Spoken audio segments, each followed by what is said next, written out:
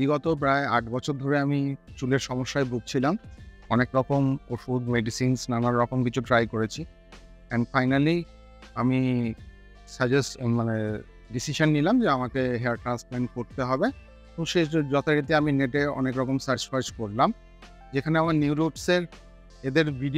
নিউরুটসের ভিডিওগুলো বা সবথেকে বেশি ক্ল্যারিটি লেগেছে। সবথেকে বেশি স্বচ্ছ মনে হয়েছে আমার। সেজন্য আমি এখানে এসেছি। ইভেন আমাকে এখানে ডক্টরসরা ঠিকঠাকভাবে গাইড করেছেন।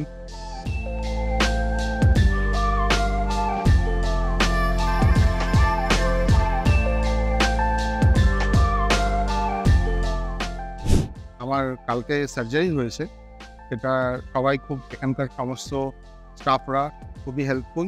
তারা আমাকে সবসময় মানে ট্রিটমেন্ট চলাকালীন সবসময় তারা যেকোনো প্রবলেমের ব্যাপারে আস্ক করেছেন।